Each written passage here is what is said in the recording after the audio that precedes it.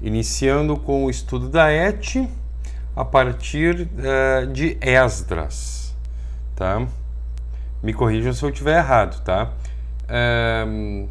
Eu queria perguntar com mais gente, mas alguma dúvida a respeito da prova? Chegaram a ouvir o áudio? Eu mandei o áudio ainda hoje, fim de tarde. Última. Isso. Não mandei. Tá bom, eu gravei. Tá bom, eu gravei só pra mim. Me lembre lá no final de eu fazer isso.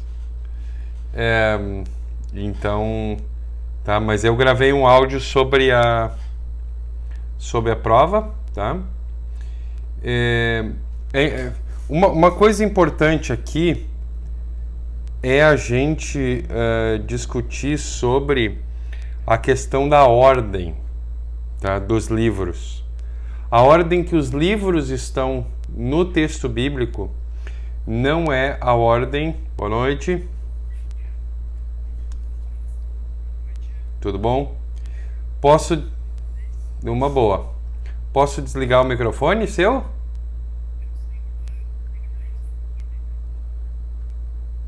Não, você também pode desligar aí. Isso, aí já tá.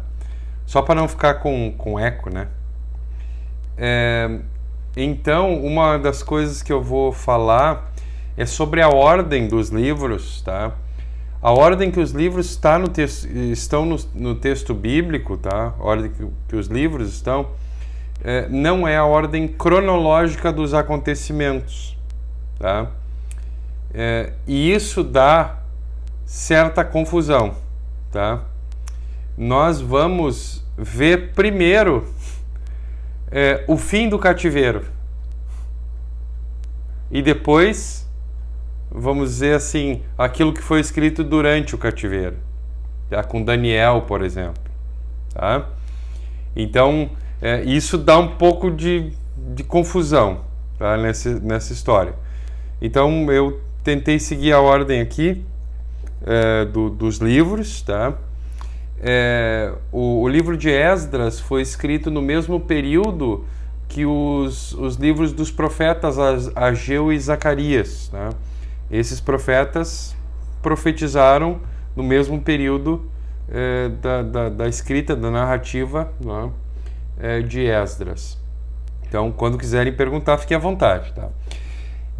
Esdras era um sacerdote, que é também descrito no texto como um escriba, um erudito, um profundo conhecedor e um profundo estudioso da lei, né, do livro de Moisés.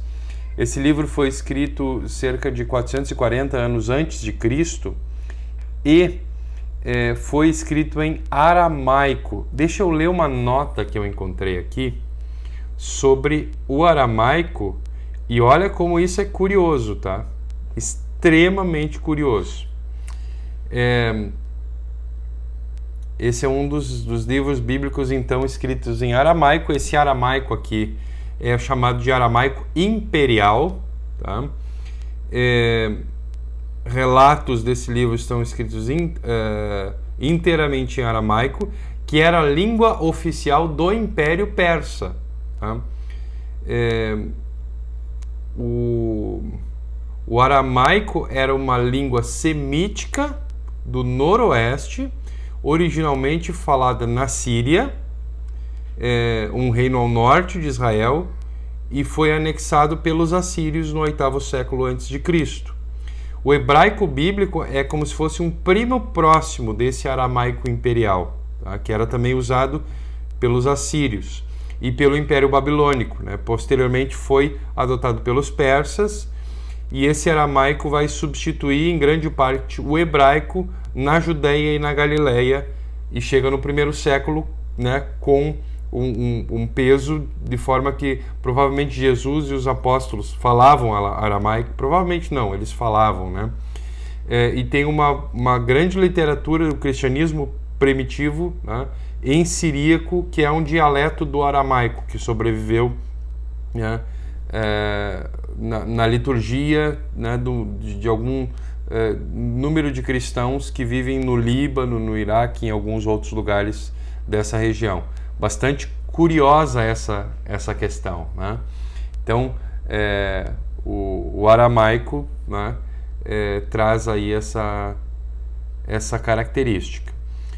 Um dos personagens que está no centro, né, dessa história aqui em Esdras, aliás, os personagens são também reis da Pérsia, né, e no início de Esdras, o rei da Pérsia é Ciro, né, até gostaria de ler aqui primeiro capítulo, versículos 2, 13 e 4. Olha o decreto do Ciro. Eu, Ciro, rei da Pérsia, declaro o seguinte: o Senhor, o Deus do céu, me fez governador do mundo inteiro, do mundo que ele conhecia, né? E me encarregou de construir para ele um templo em Jerusalém, na região de Judá. Que Deus esteja com todos vocês que são o seu povo. Vão a Jerusalém para construir de novo o templo do Senhor, o Deus de Israel, o Deus que é adorado em Jerusalém. Os vizinhos devem ajudar todos os israelitas que precisarem de ajuda a fim de voltarem para a sua terra. Devem lhes dar prata e ouro, mantimentos e gado e também ofertas para apresentarem no templo de Deus em Jerusalém. Olha que curioso isso aqui, tá? Depois, no versículo 7, a gente vai ver que o Ciro entregou aquilo que o Nabucodonosor tinha tirado do templo em Jerusalém. Quer dizer, tudo isso estava vamos dizer, no tesouro, né, da Babilônia, e tudo isso foi devolvido para ser levado de volta ao templo de Jerusalém. E olha que miraculoso que é isso aqui, né? E isso nos mostra como é que Deus trabalha na vida de líderes mundiais para trazer coisas boas ao seu povo, né? O povo de Deus recebe autorização para retornar para Jerusalém, para reconstruir Israel, começando pela capital, né? E a gente vê aqui como Deus é soberano, inclusive sobre os homens mais poderosos do mundo, né? Aqui a gente vai ver o cumprimento da promessa de libertação que Deus tinha feito lá por meio do Jeremias, antes do exílio, né? E o texto mostra como é que Deus usa tudo para cumprir as suas promessas, né? E para enviar o Messias, inclusive nações distantes e os seus líderes, né? O texto de Esdras vai nos contar, o grande tema do texto é a volta para casa, né? Antes de reconstruir os muros, que vamos dizer, narrado no livro de Neemias, Deus orienta o seu povo a reconstruir o altar, né? A ordem das coisas para Deus é essa, né? O espiritual e aquilo que Esdras descreve é prioridade diante do social, diante do militar, diante até da segurança e dos muros que são reconstruídos lá em Neemias, tá?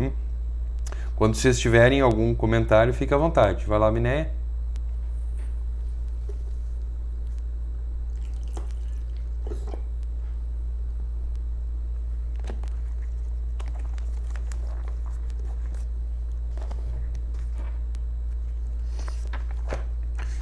Eu acho que tem, mas vem depois. Deixa eu ver aqui.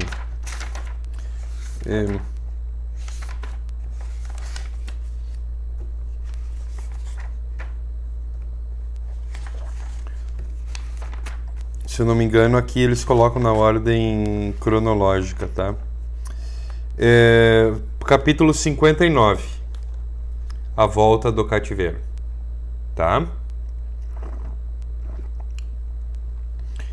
Então,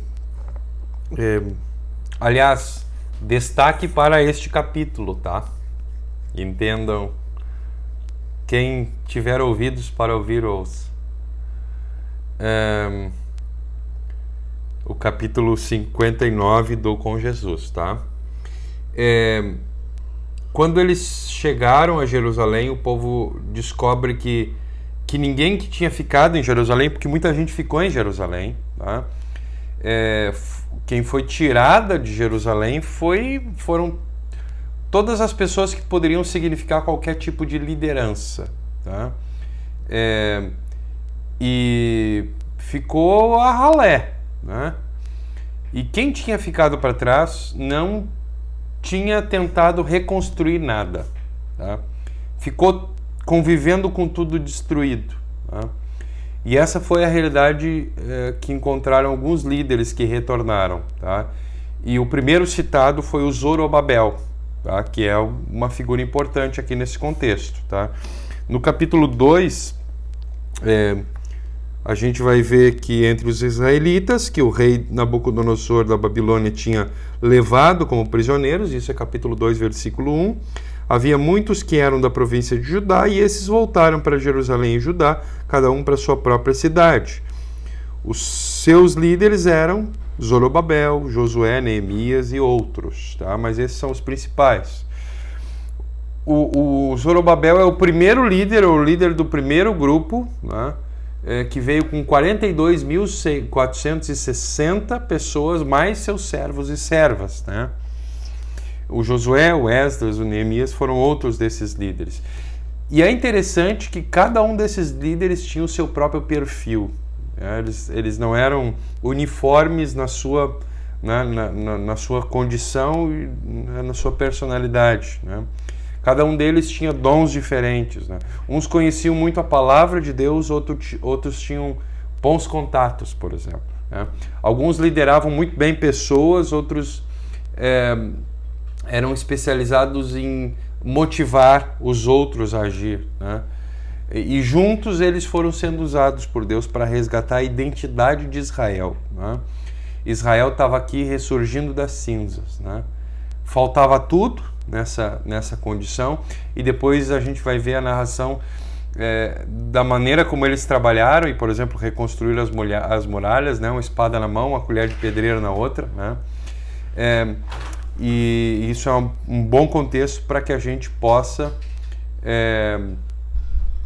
refletir sobre a dificuldade, né, dos momentos em que eles estavam vivendo aqui. Não foi um momento fácil, tá? Essa volta para casa, né, dos judeus exilados, é importante que a gente lembre que esse exílio durou 70 anos, né, depois da chegada na Babilônia. Só que era exílio, eles não estavam em casa, só que a Babilônia era um país de primeiro mundo, né? E oferecia uma ótima estrutura, uma bela qualidade de vida, né?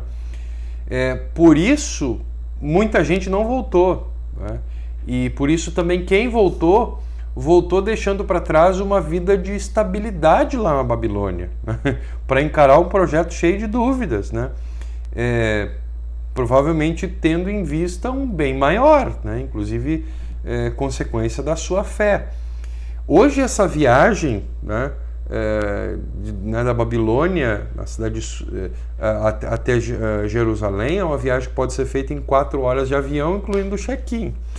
Mas foi uma viagem que demorou 4 meses a pé, carregando mantimentos, carregando a sua mudança, carregando tudo aquilo que eles podiam carregar, né? Então esse retorno para Jerusalém foi também uma confissão de fé daqueles que voltaram.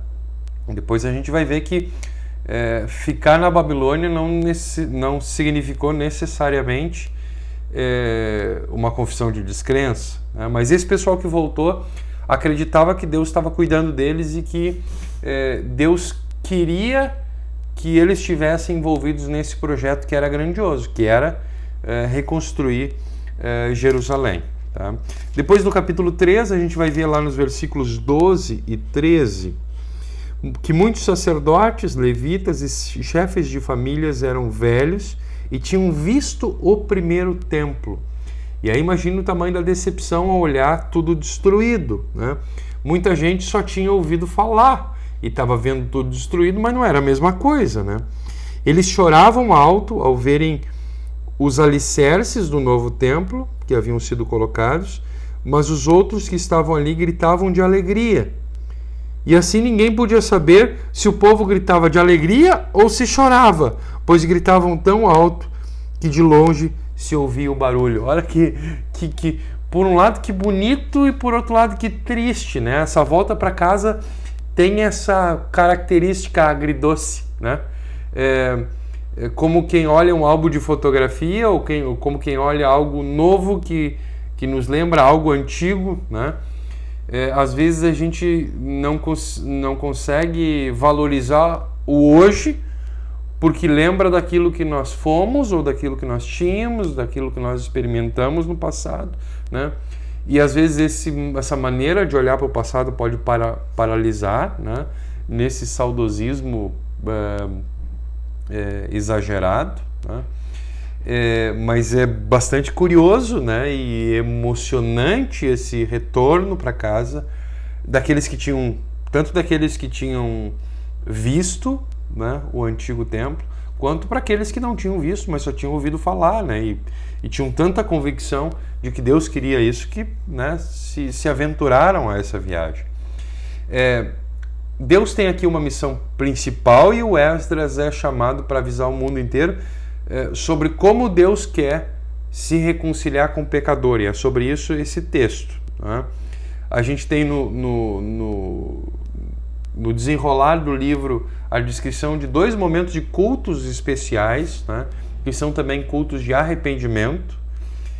O livro termina com uma lista de pecadores, não sei se vocês se deram conta disso, né, uma lista de gente que tinham se casado com mulheres estrangeiras, né?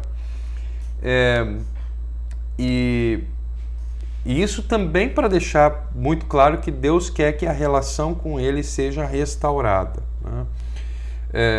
Outras coisas são importantes e, né, para aquelas pessoas eram, para nós também são. Quer dizer, as pessoas tinham que construir suas casas, né? Para a gente ter uma casa é importante, né? A educação dos filhos é importante, sucesso profissional, até segurança nacional no caso deles, mas todas essas coisas acabam perdendo o valor se forem comparadas com o chamado de Deus de nós resolvermos a nossa questão com Ele, né? E o Deus que o chama o Esdras, ele não mudou, né? Ele continua tendo a mesma ênfase. A reconstrução precisa começar pelo perdão, né? Pela nossa relação com Ele, com o templo, né? Com o altar. E tudo flui, todo o resto acaba fluindo do perdão, né? Jesus acaba dizendo uma coisa parecida quando diz: buscai em primeiro lugar o reino de Deus, todas as outras coisas serão acrescentadas, né? Do perdão vai fluir nossa saúde física, nossa saúde emocional, nossa saúde financeira, conjugal, a saúde dos nossos relacionamentos, uma paternidade saudável, uma felicidade, né? Tudo flui do mesmo lugar. E o livro de Esdras nos mostra isso também. O livro também nos conta a respeito da resistência que o Esdras teve que enfrentar, né? E às vezes as resistências foram externas e foram também internas, né? Outros povos não queriam que Jerusalém fosse reconstruída, o templo fosse reconstruído, as cidades as muralhas fossem edificadas, e internamente as pessoas facilmente deixavam o projeto de Deus de lado para seguirem os seus próprios sonhos, os seus próprios projetos, né? E a construção do templo foi abandonada por 16 anos por causa disso, né? E nesse tempo o povo se dedicou a construir as suas casas, as suas carreiras e os seus próprios negócios, né? A reconstrução do templo também começa no capítulo 4 a ser descrita. A gente vai ver no início do capítulo 4 que quando souberam que os judeus estavam reconstruindo as muralhas, ficaram furiosos e começaram a caçoar. Interessante aqui, desculpa, eu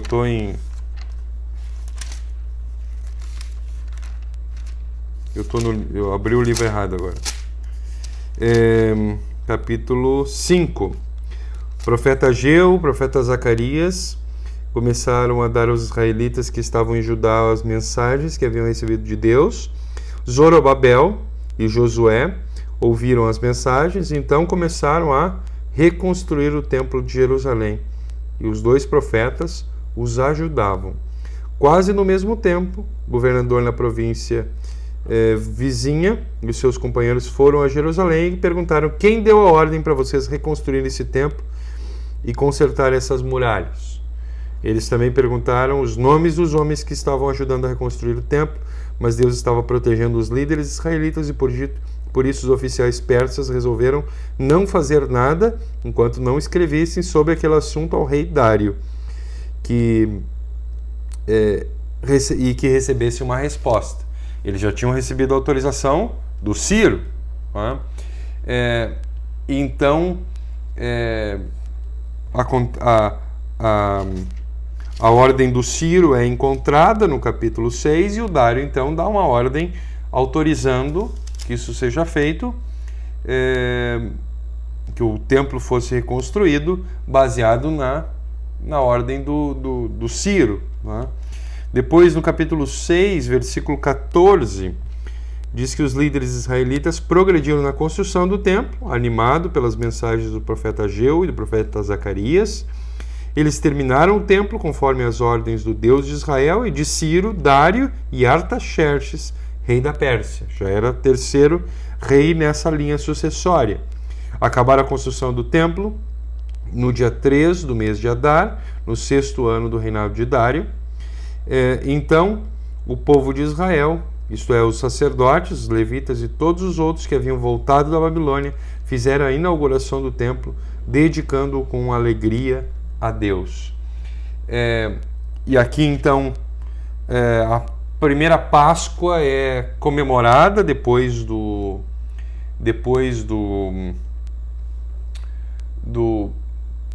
da volta, né?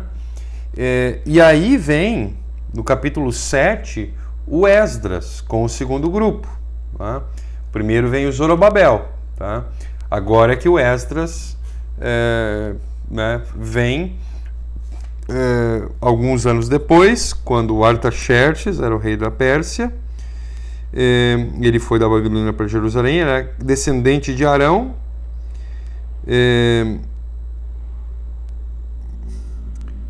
E depois, no versículo 6 do capítulo 7, diz que ele era mestre da lei, conhecia muito bem a lei de Moisés, dada pelo Senhor, o Deus de Israel.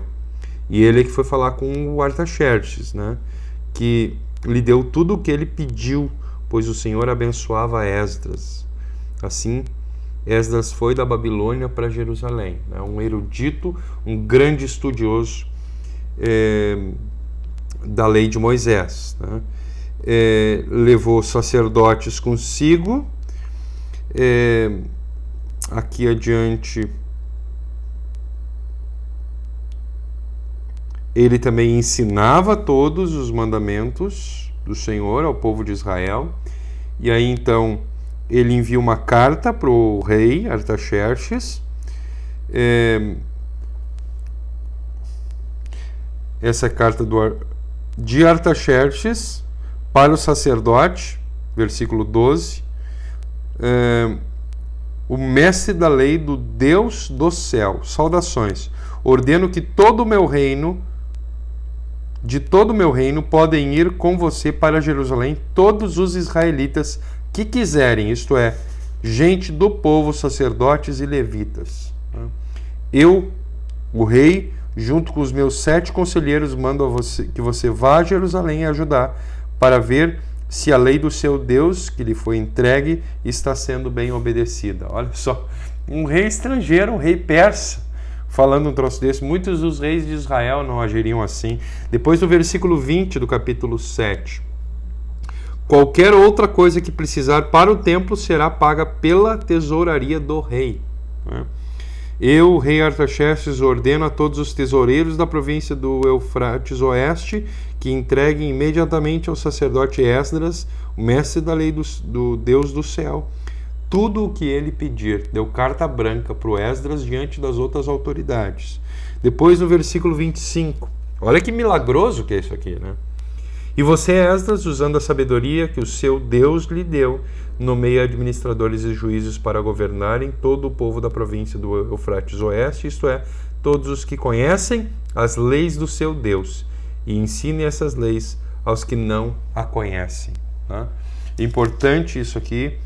Então, no capítulo 8,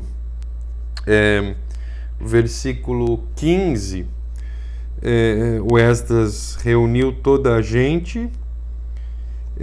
Ficaram acampados 3 dias. Quando examinou o povo com cuidado, viu que no meio dele havia sacerdotes porém não havia nenhum levita. Interessante. Aí mandei chamar 9 líderes. Ele manda chamar os levitas. É preciso ter cântico lá no templo, né? Então vamos chamar os levitas. E aí então, versículo 21, o povo recebeu uma ordem para que houvesse um dia de jejum. Todos deveriam se ajoelhar diante do nosso Deus e pedir que nos dirigisse a nossa viagem e protegesse os nossos filhos e tudo o que era nosso, né? Pedem a bênção de Deus e retornam para Jerusalém. Aí então ele vai ao templo, né? Acontecem os sacrifícios. No capítulo 9 a gente vai ver que depois de tudo, primeiro versículo, alguns líderes vieram falar comigo. Eles me contaram que o povo, os sacerdotes, os levitas não tinham ficado separados das pessoas e dos costumes pagãos nojentos dos cananeus, os heteus, os perizeus, os jebuseus, os amonitas, os moabitas, os egípcios e amorreus. Homens israelitas haviam casados com mulheres estrangeiras, e assim o povo escolhido de Deus tinha se misturado com a gente de outros povos, e os chefes dos líderes do povo haviam sido os primeiros a cometer esse pecado. Quando ouvi isso, rasguei as minhas vestes em sinal de tristeza, arranquei os meus cabelos e a barba e me sentei muito desgostoso. Fiquei ali sentado, cheio de desgosto, até a hora do sacrifício da tarde. O povo começou a se juntar em volta de mim. Eram os que estavam com medo por causa do que o Deus de Israel tinha dito a respeito dos seus pecados, dos pecados dos que tinham voltado da Babilônia. Quando chegou a hora do sacrifício da tarde, eu saí daquele abatimento e me ajoelhei para orar, usando ainda as roupas rasgadas. Então levantei as mãos para o Senhor e fez a oração pedindo perdão a Deus, não é? Versículo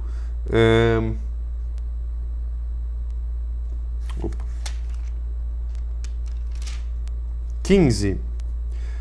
Ó Senhor Deus, Tu és justo, mas nos deixaste escapar com vida, como se pode ver hoje. Nós te confessamos que somos culpados. Não temos direito de ficar na Tua presença. Quer dizer, uma confissão de pecados, né? Esdras fica chocado quando chega e percebe que eles não tinham conseguido muito progresso, que não havia dedicação nessa reconstrução do templo e, né, da cidade. E esse é o contexto em que Deus levanta o profeta Ageu, que dá um esculacho no povo. Nós vamos depois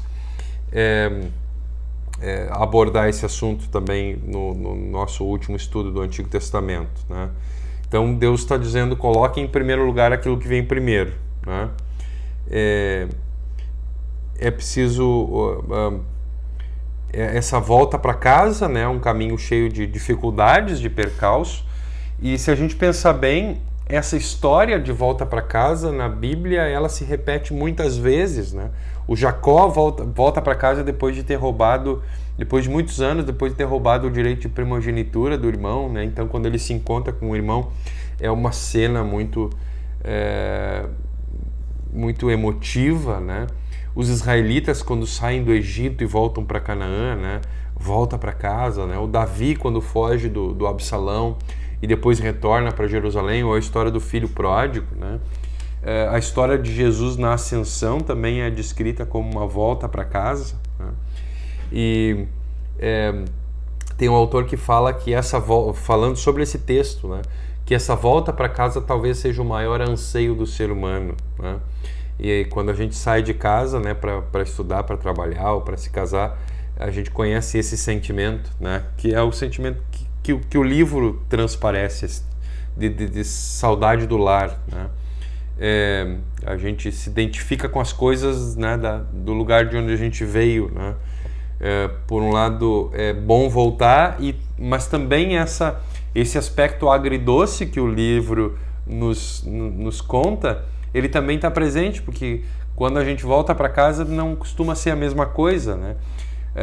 As coisas não satisfazem mais a gente como antes, né? Ou como a gente imagina que elas satisfariam, né?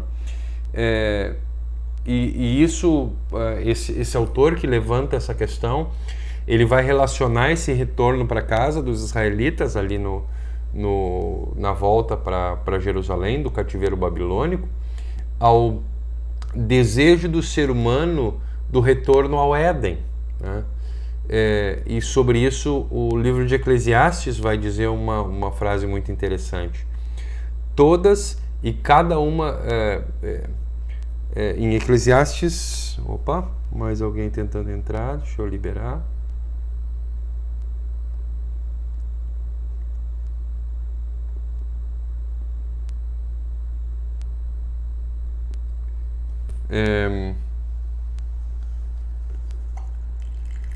Olá, Magali.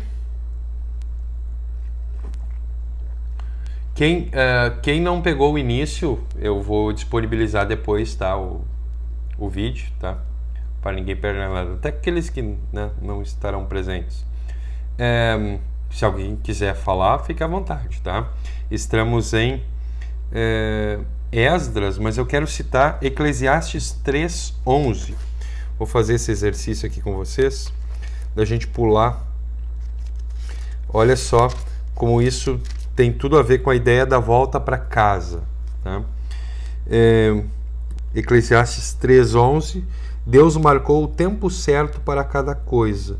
Ele nos deu o desejo de entender as coisas que já aconteceram e as que ainda vão acontecer, porém não nos deixa compreender completamente o que ele faz, né? O autor faz a relação entre a volta para casa do cativeiro e esse desejo do retorno do Éden. Diz que o texto de Eclesiastes está falando nisso, né? Esse autor vai dizer que todas e cada uma das mini voltas para casa, né, tanto que são descritas no texto bíblico quanto aquelas que a gente vive na nossa vida, todas elas falharam e falham em entregar o objetivo maior, né? Elas são importantes na medida em que nos lembram que a gente vai voltar para casa, que a gente espera esse retorno, né? Elas fazem com que a gente se dê conta que nós ainda não chegamos no lugar certo, né? E Deus também quer que a gente volte para casa, tá? E assim eu termino o resumo que eu fiz do livro de Esdras, e podemos agora ir para as perguntas de vocês, antes de irmos para Neemias. Perguntas? Posso ir adiante? Estou tentando ser objetivo, hein? Vamos então, sem perder conteúdo, né? Que é difícil. Alguém abriu o microfone? Diga lá.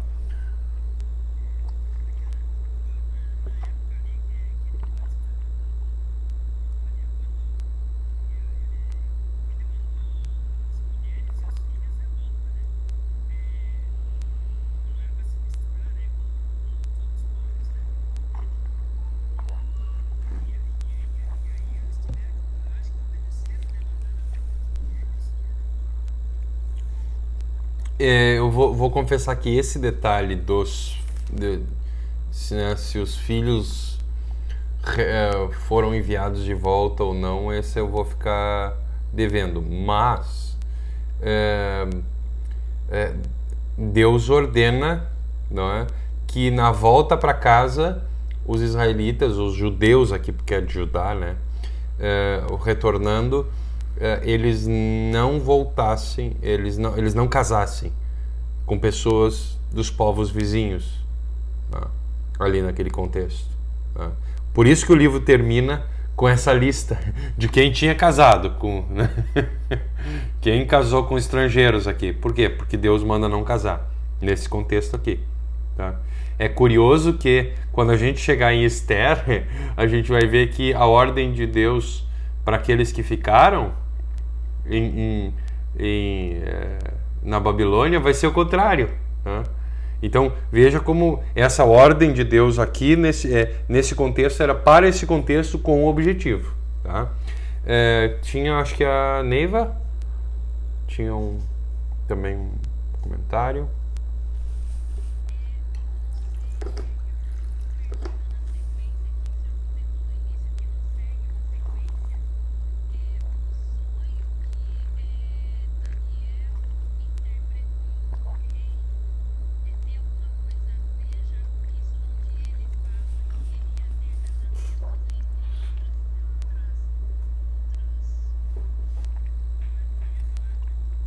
Nações, algo assim. Tá.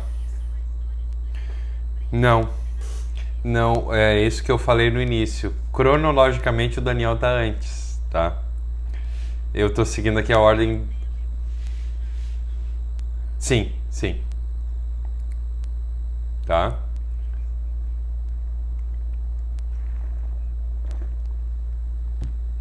É, tem bastante coisa é, que aconteceu durante o exílio, né? O Daniel vive durante o exílio, tá? Então, cronologicamente a gente vai ler depois aquilo que aconteceu antes, tá? Sim, sim. Uhum. Isso aí. Tá. Deixa, deixa eu me desculpar ou me justificar o porquê que eu tô fazendo assim. Que eu vi que ficou. Por isso que eu coloquei como primeiro comentário que eu fiz no início do estudo hoje, né? Essa questão cronológica, porque é, né, tem a ordem cronológica e tem a ordem dos livros. Por que nós estamos seguindo a ordem dos livros? Porque sem me dar conta eu disse para vocês lerem isso. Nessa ordem, na ordem do texto bíblico, tá? Então eu também tinha que ser honesto com vocês, não vou dizer não, vai mudar agora que eu percebi isso, né? E aí eu daria menos tempo para vocês lerem e, né? Então, eu pensei nisso, tá? Quando vamos seguir agora a ordem que vamos seguir, tá? Mas podemos ir para o Neemias? Essa ordem aqui está correta, tá? Primeiro Esdras, aí vem o Neemias, vem no segundo, no outro grupo. Diga, Magali.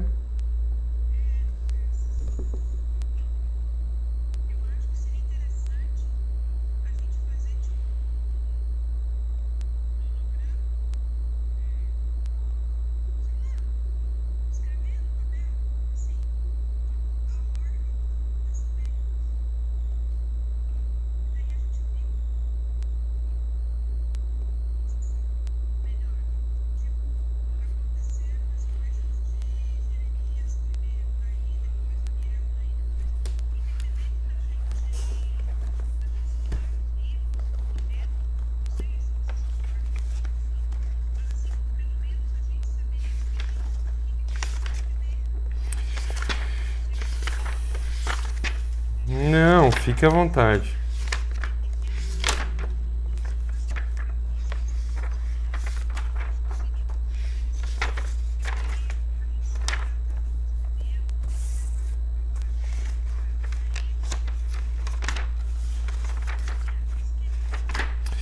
Deixa.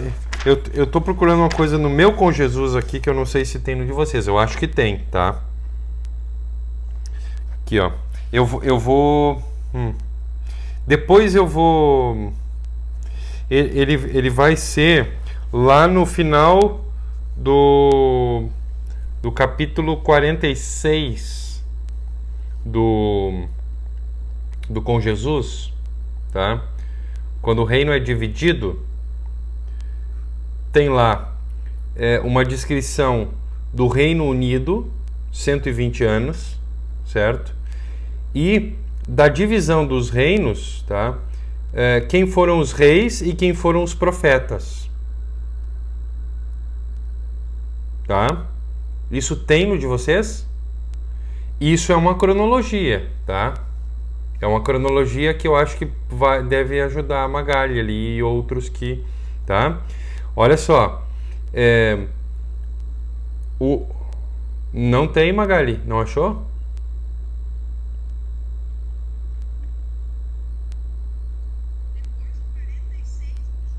Isso.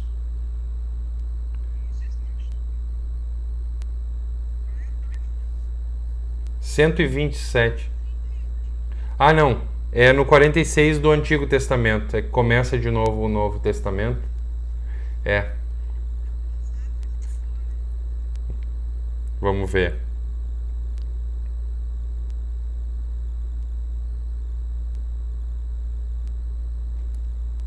Esse esqueminha ele ajuda na questão cronológica, tá? Então a gente vai olhar ali, por exemplo, nos profetas, né? Elias, Eliseu, depois o Jonas, depois o Obadias, o Joel, o Amós, né? Oséias. Até aqui, em Israel, o rei Acabe era o que, né? Era o que reinava, e em Judá, Roboão, tá? Depois em Isaías, no tempo de Isaías, o Oséias era o rei de Israel e o Ezequias era o rei de Judá, e o Isaías era como se fosse um conselheiro do rei Ezequias, tá? Depois Israel é levado para o cativeiro assírio, tá? E o Miqueias,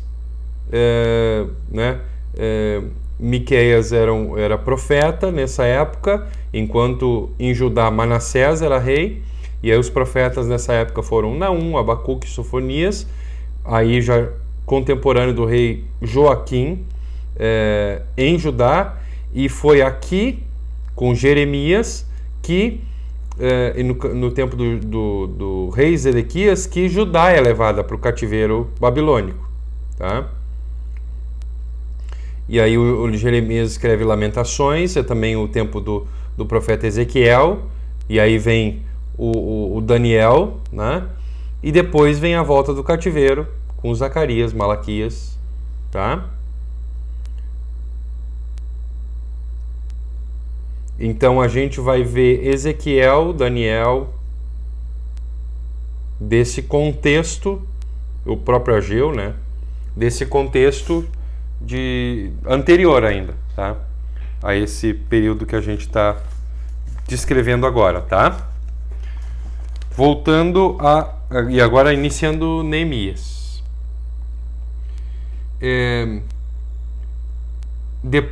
Diga, por favor. O Neemias? Vamos ver. Na verdade, ele é um ponto do capítulo 59 também.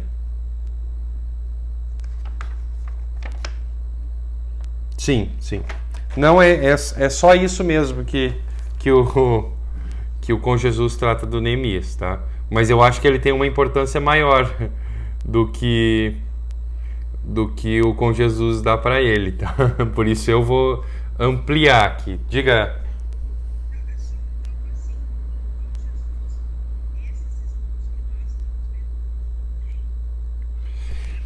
Não, tem. Não, o 59 é o início do 59 é o Esdras, tá? É o livro de Esdras. E com Zorobabel ali, tá? E o livro de Neemias está incluso nesse capítulo 59 do Com Jesus, tá? Como é também em volta do cativeiro babilônico, tá? Só que uma outra parte que vai além da reconstrução do templo, que é a reconstrução dos muros, tá?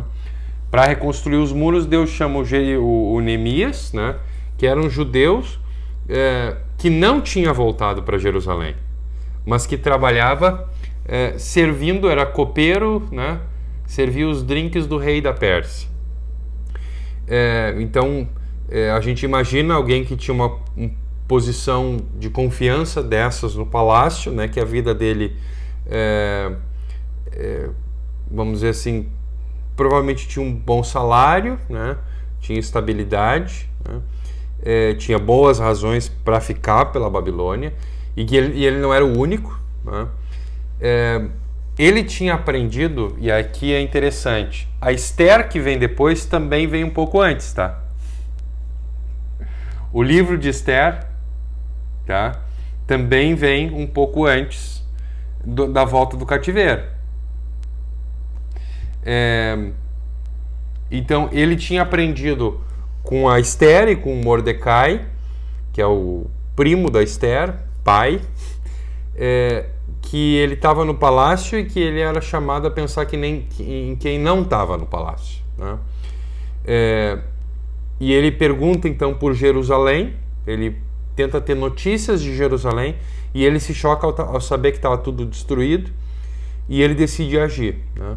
ele pede permissão e patrocínio do rei, e ele recebe esse apoio para ir para fazer alguma coisa lá em Jerusalém. Ele recebe o apoio, chegando lá ele faz um tour, né, para avaliar a situação, e ele então faz um planejamento e ele executa o seu planejamento, né? O autor diz que ele vai trocar a túnica do palácio pelo capacete de pedreiro, e ele assim lidera a reconstrução da muralha de Jerusalém em 52 dias. Tá? Se a gente vai fazer uma leitura desse texto procurando uma moral da história, a gente vai chegar à conclusão de que o Jeremias está na Bíblia para nos ensinar sobre princípios de organização, princípios de administração e de liderança. Tá? E vocês já devem ter ouvido algo a respeito do Neemias dessa perspectiva, né? Como se fosse assim, capítulo 1 começa com oração, capítulo 2 aprenda a delegar tarefas, né? Capítulo 5 como resolver conflitos, né? E quem fala isso não está mentindo, não tem nada de mentiroso nisso, não tem nada de errado, né? Só que quando a gente lê o livro de Jeremias dessa perspectiva, a gente acaba perdendo a melhor parte, né? Isso é um plus, mas o coração do livro é outro, né? Porque cada personagem, né, da história do Antigo Testamento está inserido numa outra história maior, né? E Deus é o autor dessa história, e ele está contando uma história que vai chegar o seu ápice lá na frente, né? Quando ele enviar um outro Neemias, bastante maior, né?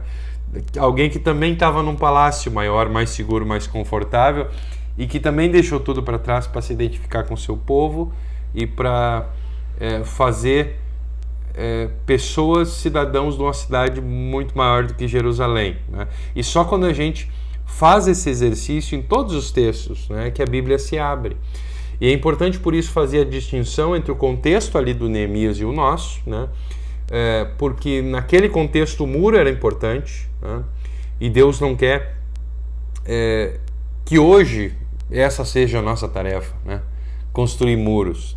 Só que ele continua desejando que o seu povo construa, e a gente vai ver outros textos bíblicos em que Deus está mandando a gente construir, só que não são muros, né? Quando Jesus vai falar, tu és Pedro e sobre essa pedra eu construirei a minha igreja, o verbo é construir, né? O Paulo vai dizer que Deus enviou o seu Espírito Santo a fim de construir, edificar o corpo de Cristo, né? O Paulo vai dizer também aos Coríntios, vocês são edifício de Deus, né? E por isso eu faço o trabalho de um construtor competente, e por isso cada um deve construir com cuidado. Quer dizer, essa lógica do Neemias, ela está presente em outros textos, né?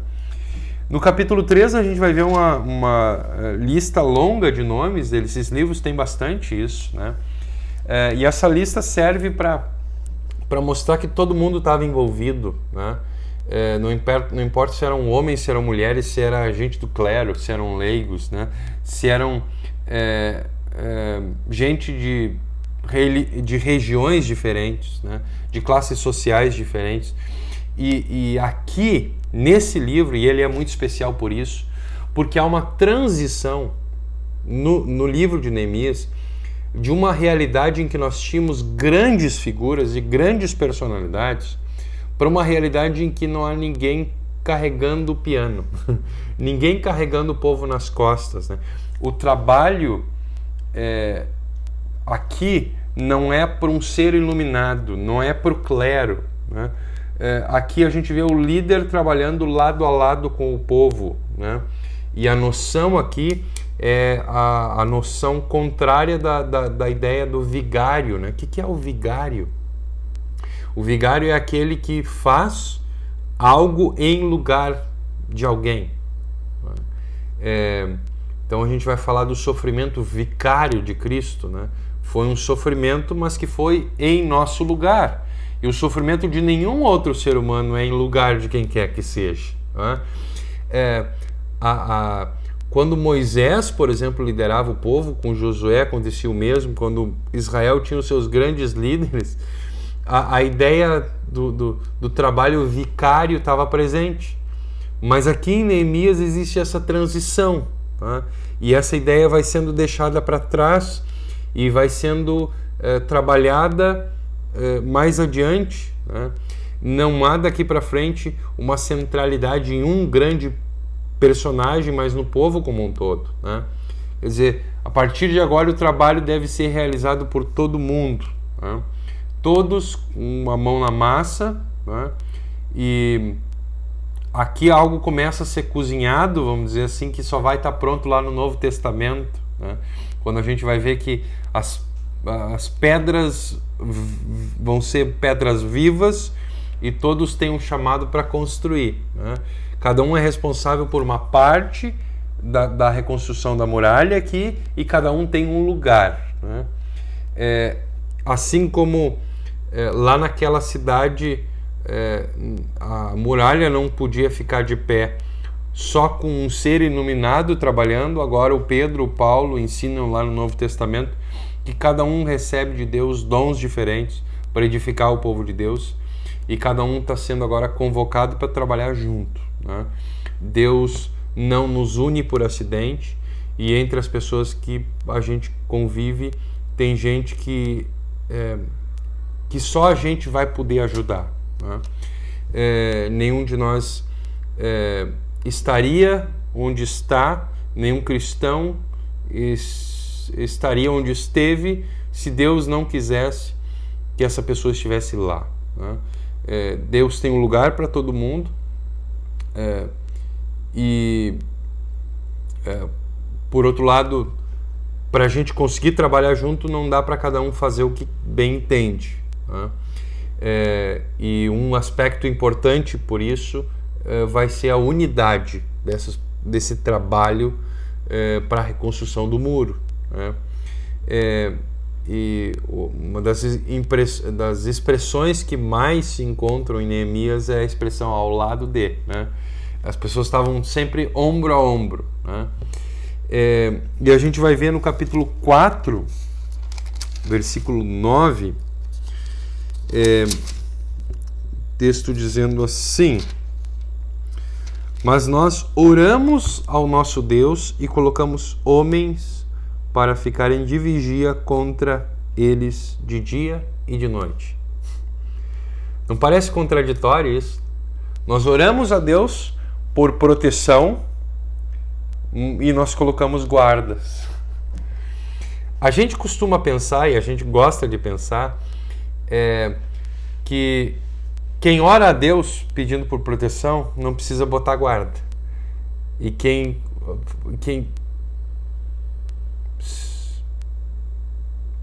será que todo mundo caiu? O que aconteceu?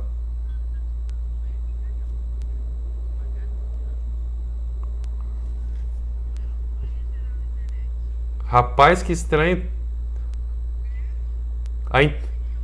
A internet de todo mundo caiu junto. Então, ficamos eu, a Luana e o seu Arlindo. Só. Ah, talvez.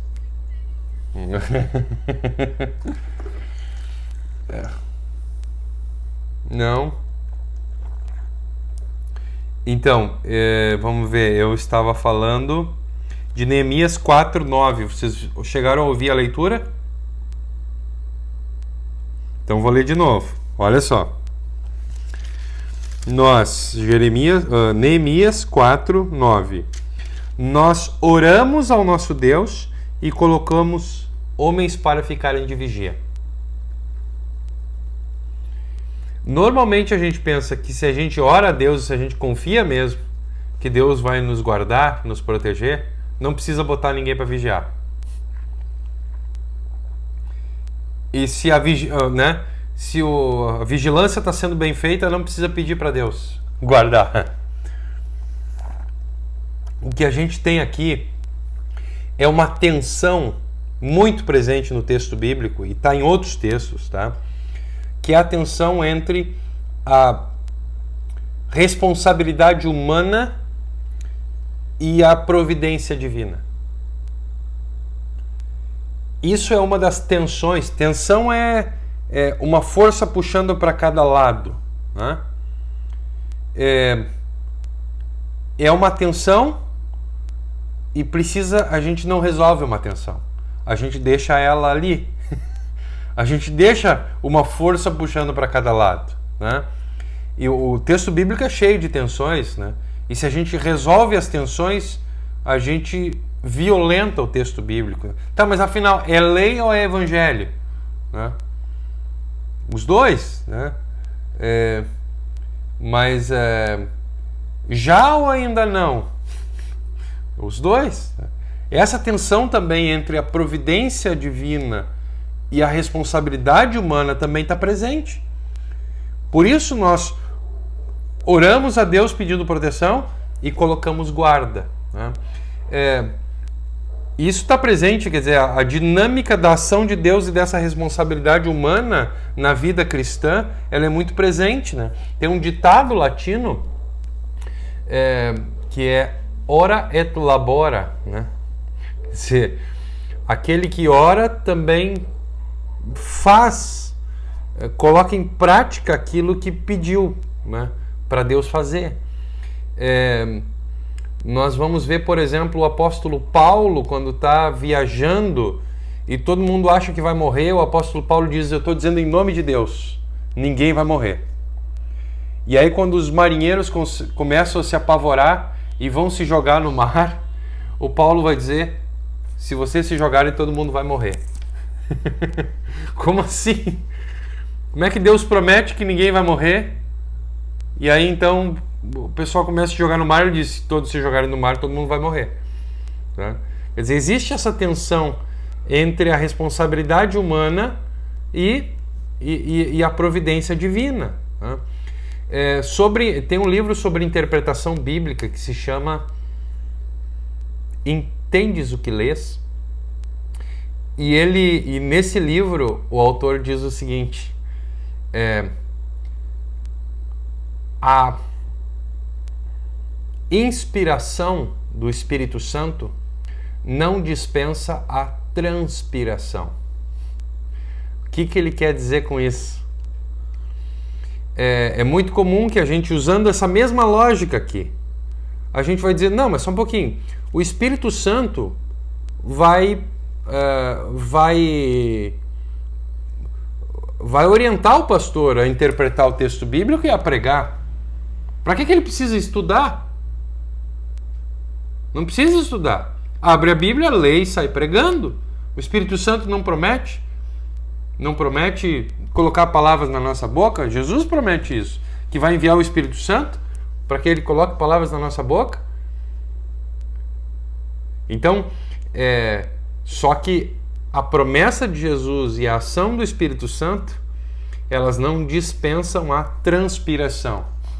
Como é que o Espírito Santo age? Olha, bota o traseiro na cadeira e vai estudar, né? Vai ler, vai te dedicar. Quer dizer, eu quero, enfim, passar no concurso, né? Eu peço muito para Deus isso. Aí eu não estudo, eu vou lá fazer a prova e Deus não me abençoa. Olha, meu velho, Deus quer te abençoar, mas tu também não te ajuda, né? Então, Deus promete nos abençoar, mas nós temos responsabilidade com isso, né? Nós temos responsabilidade. Então, nós oramos a Deus para que Ele nos proteja, mas a gente também coloca a guarda, né? O Neemias também com isso eu quero concluir o livro, tá? Com essa ideia. Ele vai lidar com resistência, tá? E ele vai também nos auxiliar, né, na administração de diferentes tipos de resistências, também internas quanto externas. Perguntas sobre Neemias? Esse foi o resumo que eu fiz a respeito.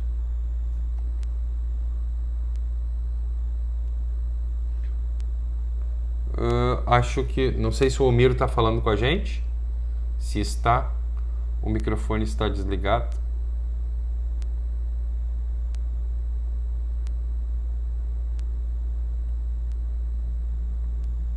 Tá. Podemos ir para Esther. De novo, é a ordem dos livros, mas Esther vem antes da volta,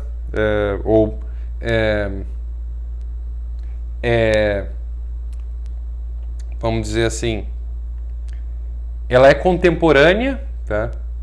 Mas ela vem antes do Neemias na ordem, tá? Quando foi permitido que os israelitas retornassem para Jerusalém, muita gente não voltou, tá? Alguns permaneceram na Pérsia,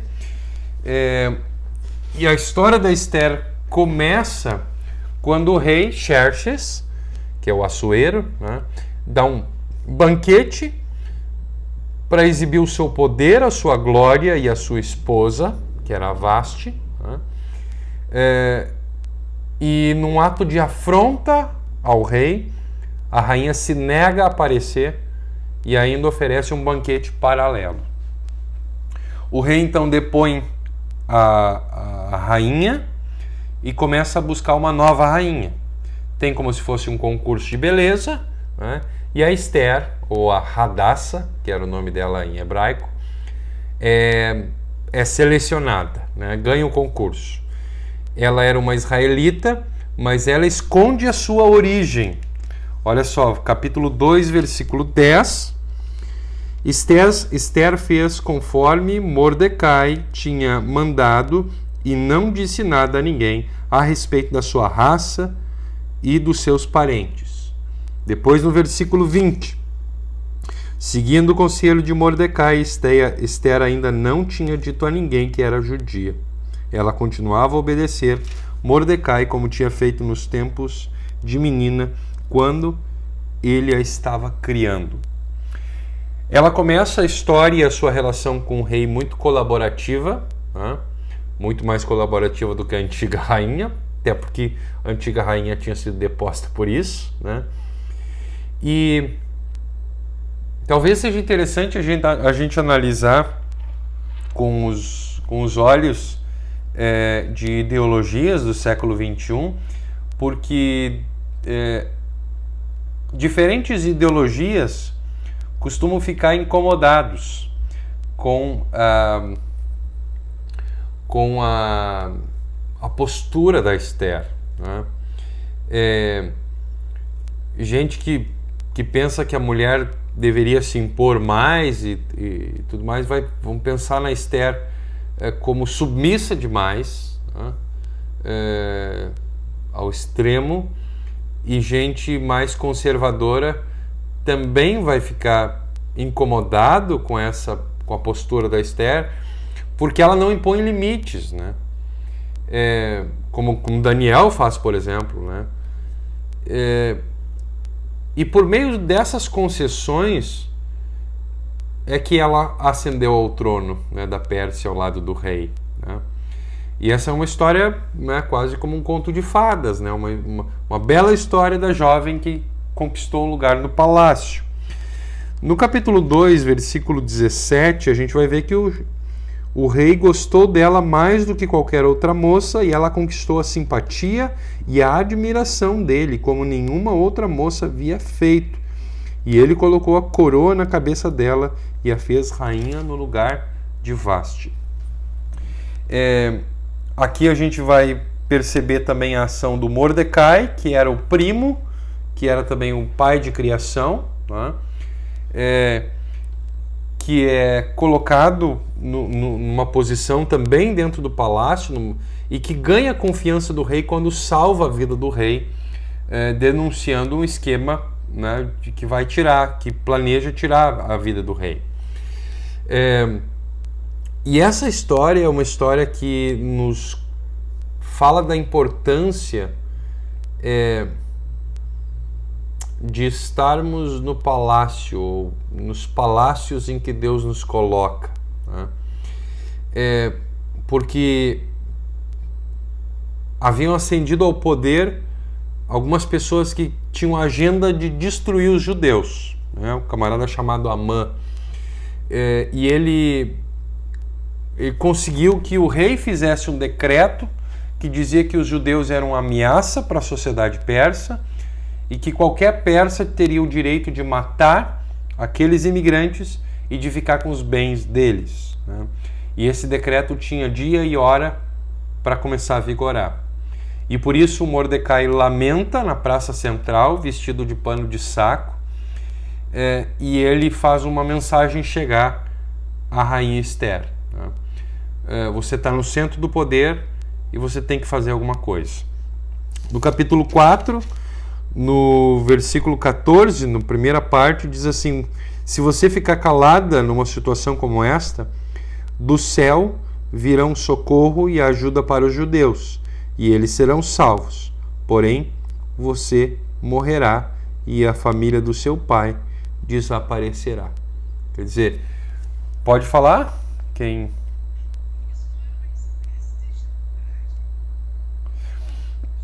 Pode ser. Pode ser uma chantagem. Sim, é uma argumentação, tá? Poderia ser aceita por ela ou não, tá?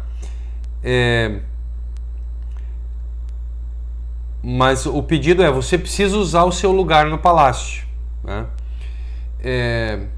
E esse pedido parte do pressuposto de que Deus usa pessoas na esfera pública e não só dentro das igrejas, né? Lutero vai desenvolver esse conceito falando que nós somos máscara de Deus, né? Em qualquer lugar que nós estamos, vai falar do conceito de vocação, por exemplo, né? Por isso, para ser parceiro de Deus no seu projeto de salvar a humanidade, a gente não precisa estar trabalhando dentro da igreja ou em projeto da igreja. As nossas vocações, elas são preciosas para Deus. A gente pode se envolver nos projetos da nossa igreja, mas sem a culpa de pensarmos que se a gente não tiver envolvido o suficiente nos projetos da igreja, nós não estamos trabalhando para Deus. Nesse texto isso fica muito claro, né? E em que algumas pessoas também recebem a permissão de retornar, né, para Jerusalém, reconstruir a cidade, o templo, e outras pessoas ficam, e essas pessoas que ficam não estavam descumprindo a vontade de Deus, né? Como a gente poderia pensar se a gente tivesse apenas os livros de Esdras e Neemias, né? Que bom que a gente tem o livro de Esther também, né? Deus usa a diversidade para cumprir o seu plano. Deus usa o sacerdote Esdras, né? Usa o empreendedor Neemias, o administrador, economista, né? E usa também quem fica na Babilônia, né? Deus usa quem entra no palácio, né? A Esther, ela entra no palácio, mas no palácio ela continua nas mãos de Deus e ela continua sendo usada por Deus, né? E a gente vê aqui a beleza da diversidade dos chamados, né? Deus usa todos. E essa é uma mensagem muito relevante, principalmente para a gente que se vê frustrado por não corresponder às expectativas que estão sobre nós, talvez colocadas por nós mesmos ou talvez colocadas por alguém, né? Pela nossa igreja, talvez. Pessoas que talvez tenham um tempo escasso, pessoas que gostariam de fazer mais e que se sentem culpadas por isso, né? Que bom que Deus nos dá a possibilidade de servir a Ele lá onde Ele nos colocou. Nós não precisamos ir a algum outro lugar para servir a Ele, né?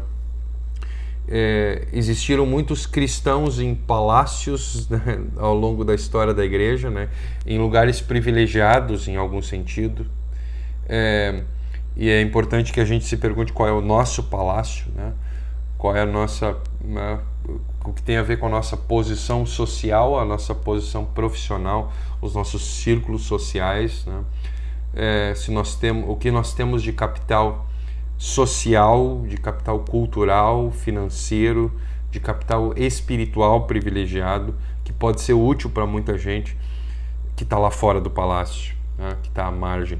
Então, é importante que a gente se pergunte sobre isso e que a gente comece reconhecendo que nós somos muito privilegiados, né? Com o capital social que nós temos, com o capital cultural que nós temos, com o capital financeiro, com o capital espiritual que a gente tem, né? Eu lembro de uma situação de um senhor, se eu já contei aqui, alguém me avisa, tá? Eu dava estudos na Hora Luterana com bastante frequência lá em São Paulo, e tinha um senhor que era diretor de escola bíblica da Assembleia de Deus da Grande São Paulo. E escola bíblica na Assembleia de Deus é algo tipo estudos bíblicos. Ele era um cara muito importante dentro da Assembleia de Deus. E eu fiz um estudo sobre o Salmo 23, que basicamente eu pregaria sobre o Salmo 23 naquele final de semana. Eu preparei um estudo que eu fiz, um estudo na Hora Luterana, e eu transformei em sermão para pregar no final de semana na minha congregação. O conteúdo foi o mesmo, né? E aquele camarada, depois do estudo, disse o seguinte: se eu já contei isso, me parem, viu? Pastor, eu nunca vi, eu sou membro de igreja a vida inteira e eu nunca ouvi um estudo tão aprofundado do Salmo 23. Ouvi esse salmo a minha vida inteira e ouvi muita coisa hoje que eu nunca tinha ouvido. E eu não falo isso para destacar aquilo que eu fiz, mas eu falo isso porque eu tenho o que eu fiz naquele estudo é aquilo que eu faço normalmente. O preparo que normalmente eu uso para fazer um sermão, para fazer um estudo bíblico. E eu tenho certeza que todo pastor luterano tem o mesmo potencial, né, de fazer um bom estudo bíblico e um bom sermão, e que por isso todas as nossas congregações têm esse privilégio de receber como alimento espiritual, um alimento de qualidade, como aquele cara estava tendo naquele dia, e ficou muito surpreso que ele não tinha tido a vida inteira. Então, olha o privilégio que nós temos como igreja. É um privilégio que muitos desejariam ter e talvez não têm, porque olhem para nós com preconceito, né? De nos enxergar como católicos demais, enfim, ou desejar algo mais animado, mas olha, do ponto de vista financeiro, né? Nós temos igrejas que não têm como pagar os seus pastores, que estão dizendo: pastor, acho que é melhor o senhor ir para outra congregação, nós não temos como lhe pagar por causa dos impactos da pandemia, né? O nosso caixa até cresceu durante a pandemia, né? Olha o potencial financeiro que a gente tem, olha o potencial cultural que a gente tem, da nossa cultura de herança como igreja, sabe? Olha que privilegiado que a gente é como igreja. A gente está no palácio, em diversos sentidos, né? Pode ser como igreja, pode ser individualmente, né? E tem muita gente lá fora precisando disso, né? Por isso a gente precisa usar as nossas carreiras, as nossas relações, os nossos recursos para ajudar as pessoas e permitir que Deus nos use no plano da salvação da humanidade, né? E isso, na verdade, tem tudo a ver com mordomia, né? Mordomia do nosso tempo, mordomia dos nossos recursos financeiros, mordomia do nosso conhecimento de tudo que Deus já nos deu até hoje, né? Os luteranos parece que sempre têm a impressão de que nunca sabem o suficiente para testemunhar a sua fé, sempre ficam esperando saber mais. Então, quando eu souber mais, aí eu vou testemunhar, né? Da minha fé, né? Como não é auditoria, mas numa análise administrativa da IELB, teve um consultor que analisou os números da IELB. e resumiu a nossa igreja em uma palavra.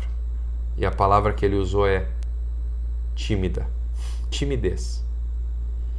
A nossa igreja é muito tímida. Com o nosso potencial, pessoas com uma outra postura na sociedade fariam muito mais, né? A gente como igreja é muito tímido, né? A gente olha um projeto e a gente olha e vai dizer, não, isso aí não vai dar, né?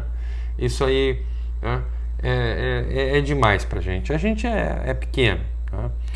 E o que o Mordecai está falando para Esther, ele está falando também para a gente, né, do portão do nosso palácio, né, para que a gente não use a posição que Deus nos deu só para o nosso próprio bem, né, porque tem gente lá fora que precisa da gente, né, tem gente lá fora que precisa das nossas conexões, né, e um dia Deus vai nos pedir uma prestação de contas e Ele tem nos dado muito, né, talentos, experiência, sabedoria.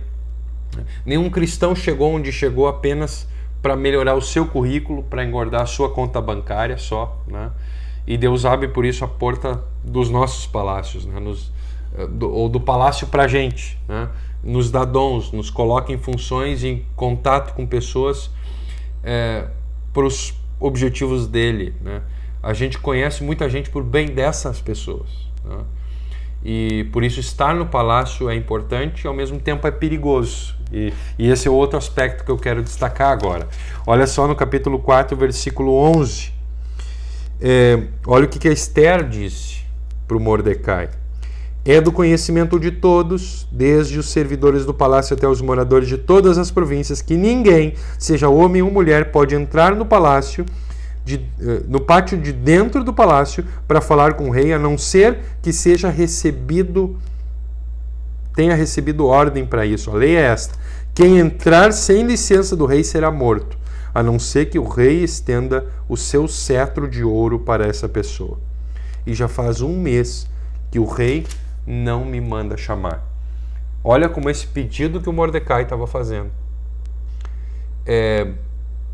era um pedido delicado, colocava a Esther em risco, em perigo.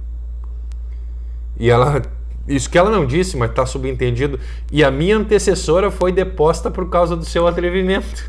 Como é que eu vou ter um atrevimento parecido com o dela, né? Agora a resposta do Mordecai no versículo 13 e 14, né? Não pense que por morar no palácio só você entre os judeus escapará da morte. Quer dizer, se você não arriscar perder o palácio, talvez você perca. Se você ficar calada numa situação como essa, do céu virão socorro e ajuda para os judeus, e eles serão salvos. Porém, você morrerá, e a família do seu pai desaparecerá, né? Mas se você arriscar, pode ser... Se você arriscar, pode ser que você perca. Mas se você não arriscar, também pode ser que você perca, né? A tentação de deixar a glória subir para a cabeça, né, e de, como consequência, perder a oportunidade de fazer o que é certo, era aquilo que estava diante da Esther ali.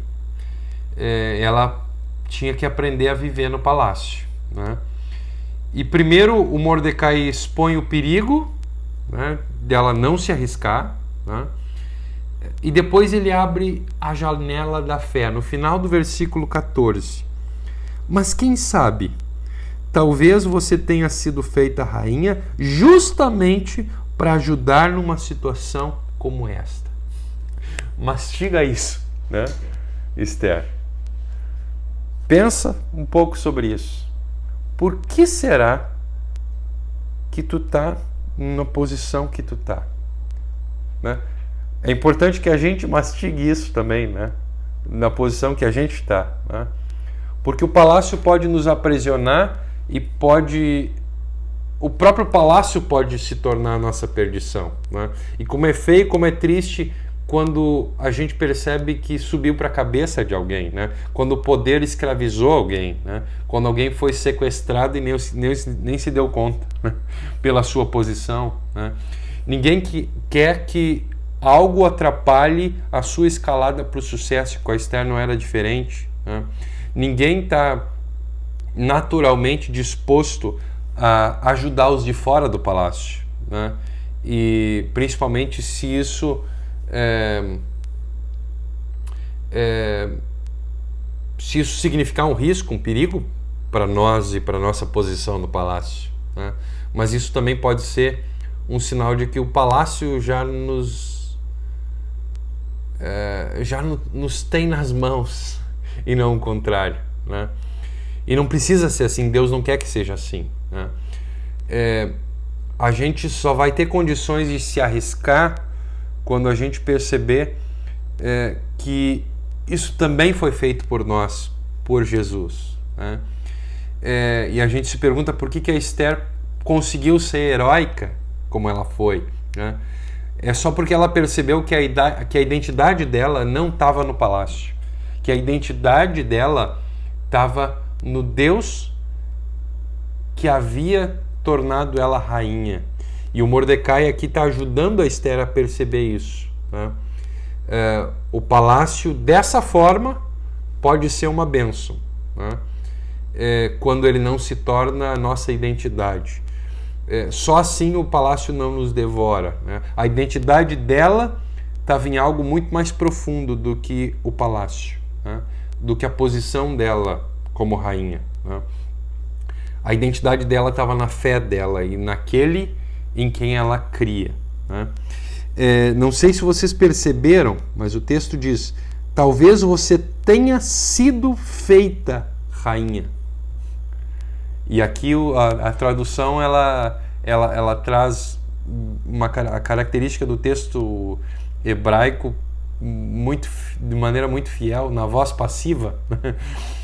O Mordecai está dizendo para ela: Esther, não foi você que se elevou à função de rainha. E o conceito que ele está trabalhando aqui é o conceito da graça, né? Esther, a tua beleza não foi tu que conquistou. A tua beleza lhe foi dada, né? A porta da oportunidade não foi você que abriu. Essa oportunidade lhe foi dada. E ele está com essas palavras fazendo com ela uma anamnese, né? Esther, eu te vi nascer, eu te criei quando os teus pais morreram, tu podia ter morrido também, e eu sei que tudo na tua vida te foi dado. A tua sobrevivência no passado e a tua posição no palácio são provas da graça de Deus na tua vida. E alguém poderia dizer assim: mas Deus nem é mencionado nesse livro. O nome de Deus não é mencionado no livro de Esther.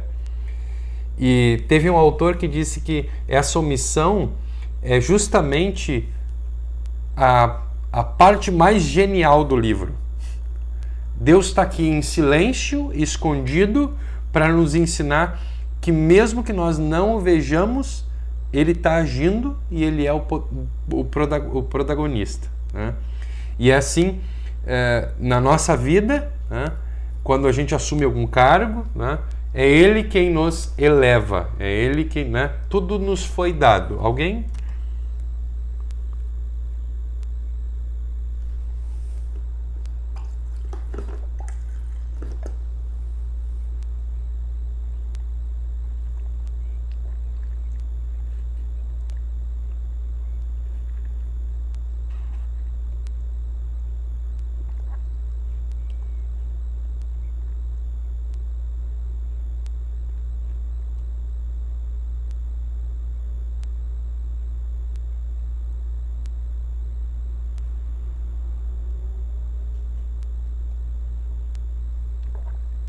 Sim.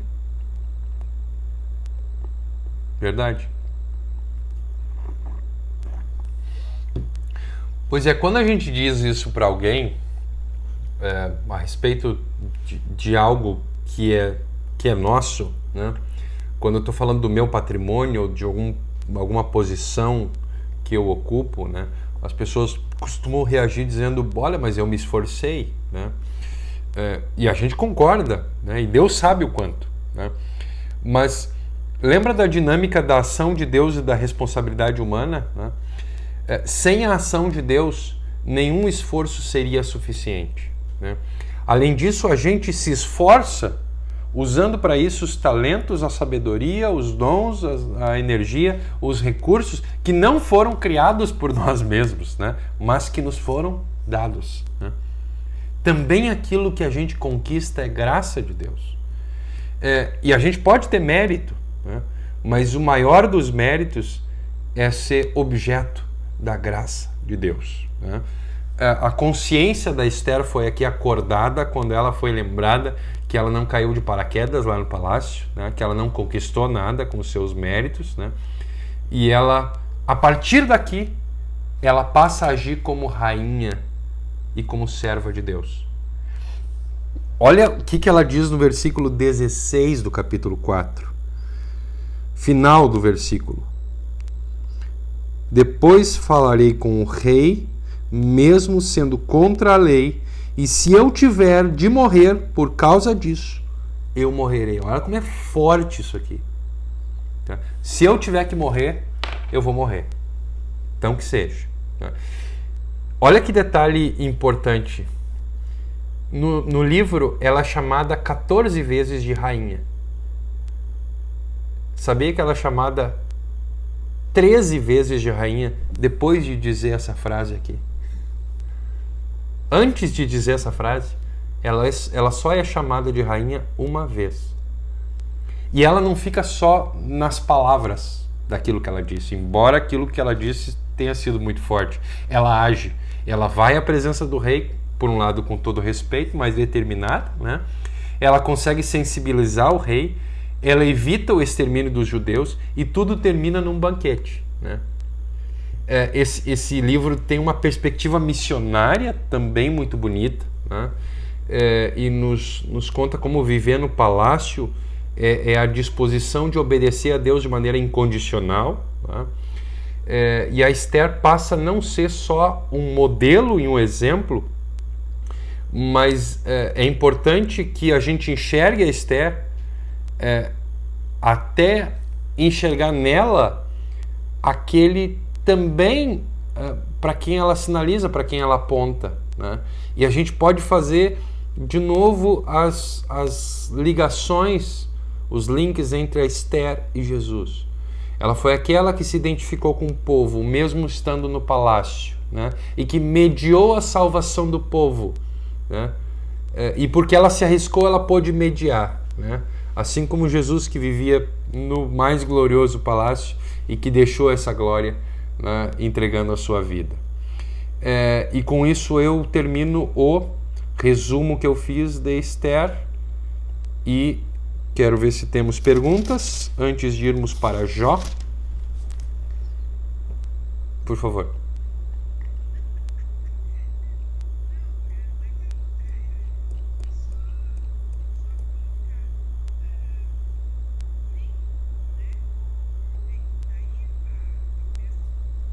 Uhum.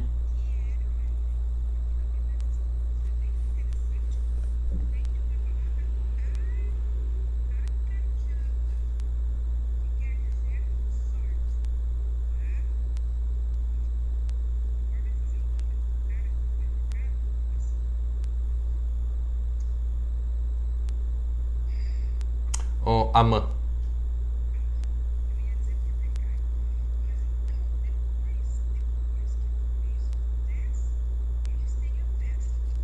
Uhum.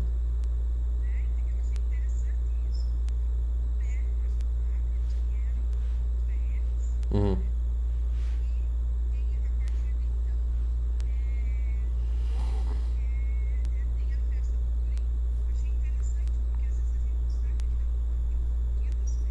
Uhum.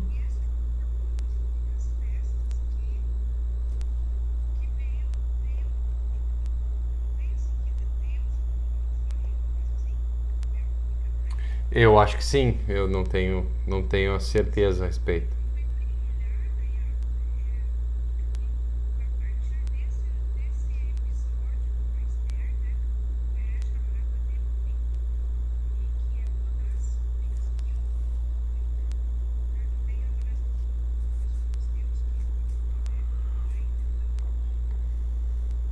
Sim. Boa.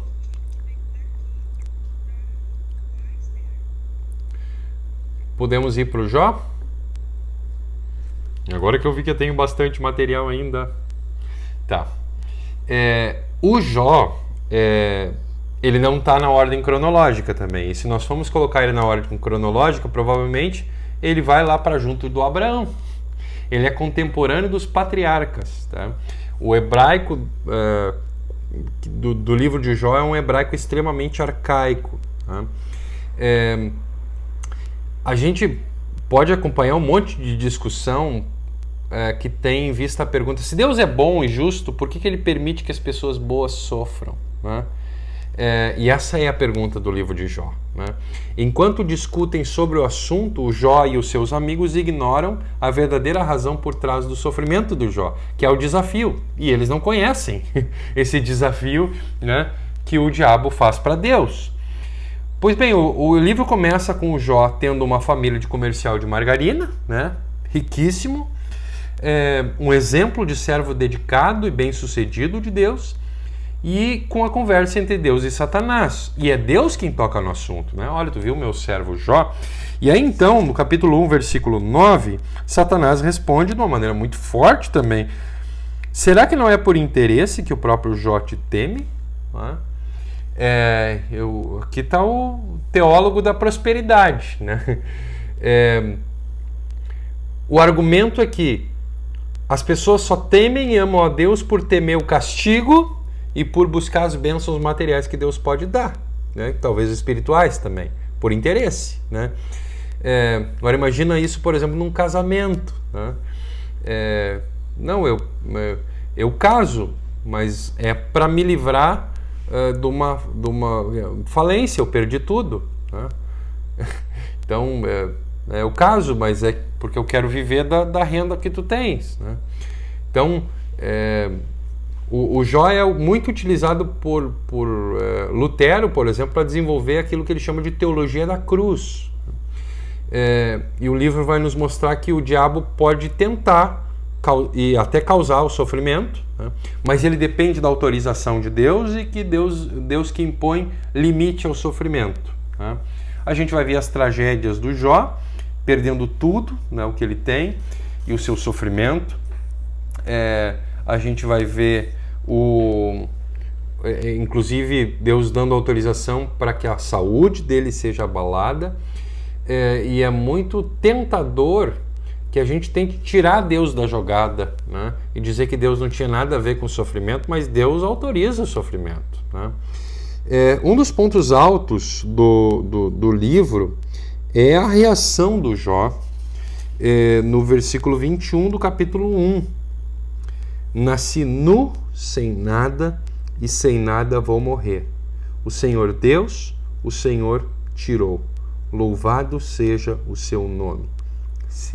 E essa aqui, para mim, é um dos versículos mais bonitos da Bíblia. Quer dizer, eu nasci nu, eu não trouxe nada para esse mundo, né? E eu, quando sair desse mundo, eu também não vou levar nada.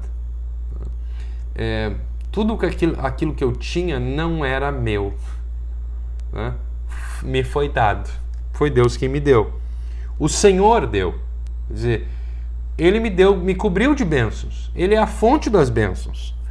Por isso, quando agora Ele tirou as bênçãos, Ele tem todo o direito de fazer isso. Era dele mesmo. Por isso, o nome dele vai continuar sendo louvado. E eu quero continuar fazendo parte desse grupo, daqueles que louvam a esse Deus, né? Tem um livro, apócrifo, mas é um livro chamado Eclesiástico, que ele tem uma relação bem importante aqui, que tem tudo a ver com Jó, que são duas afirmações que são muito preciosas e que tem tudo a ver com isso aqui, né? O Eclesiástico vai dizer o seguinte: nos dias bons, lembra-te dos dias maus, e nos dias maus, lembra-te dos dias bons. Quer dizer, se a gente mantém isso, nos dias bons a gente vai se manter com os pés no chão, vai lembrar quem é a fonte das bênçãos, né? Lembrando dos dias maus, vai valorizar as bênçãos de Deus. E quando a gente viver dias maus, é importante que a gente lembre dos dias bons. Lembrar que Deus também nos cobriu de bênçãos e que, em determinado momento, Ele resolveu tirar bênçãos da gente, né? E que Ele tem todo o direito de fazer isso. E vamos agradecer pelas bênçãos, né? Quando ela nos dá, e mesmo pelos sofrimentos, né? Isso, o Jó também nos ajuda nisso. A gente vai ver que os amigos de Jó vão ser personagens importantes desse livro. Eles não entendem o que aconteceu, eles interpretam o sofrimento do Jó como uma punição por algum pecado específico, e também, por outro lado, as bênçãos materiais como algum pagamento pela obediência de Deus. E por isso, se Jó sofre, é porque ele era uma pessoa má, né? Por isso, na realidade, quando alguém sofre, pode ser punição pelo pecado? Às vezes pode, o texto bíblico faz isso. Só que ele não nos dá autorização de a gente fazer a relação entre determinado pecado e determinado sofrimento. Nós não somos Deus, nós não sabemos se é isso que Deus está fazendo. É verdade que quando o sofrimento vem, é importante que a gente pense em arrependimento e fé, mas é importante também que a gente saiba que aflições nem sempre são sinais da ira de Deus. Às vezes são sinais do amor de Deus. E a aflição também tem outras finalidades, né? Lutero vai dizer, por exemplo, que Deus faz a sua obra estranha, que é o sofrimento, para poder fazer a sua obra própria, né? Para poder salvar. Apesar de sofrer, né, o Jó vai dizer: continuo crendo que o meu Deus é o meu Redentor e que esse Redentor é vivo, né? O Jó peca ao discutir com seus amigos, depois ao se justificar no seu último apelo, né? E é importante lembrar também que diante de Deus ninguém pode se justificar. Por isso Jó, no fim do livro, se arrepende desse pecado, de tentar se justificar, de ter ido longe demais, e é perdoado. E esse livro ele mostra Deus presente no sofrimento. Quando a gente tem a tentação de pensar no sofrimento como o momento em que Deus se retirou e por isso nós sofremos, o livro mostra Deus presente no sofrimento, né? E sofrendo junto com Jó, né? E Deus cumprindo os seus propósitos em meio ao sofrimento e por meio dos sofrimentos. E um desses propósitos foi responder à questão do Satanás, né? Ficou provado que Jó não servia a Deus por interesse, né? A gente precisa tomar cuidado com o uso doutrinário do livro de Jó, né? Lembrando que a revelação de Deus é progressiva e que na medida em que Deus vai se revelando, as coisas vão ficando mais claras, e que na medida em que a gente vai lendo textos mais iniciais, as coisas estão mais obscuras ou menos claras. É importante que a gente não suponha que tudo aquilo que é dito nos diálogos são verdades divinas, né?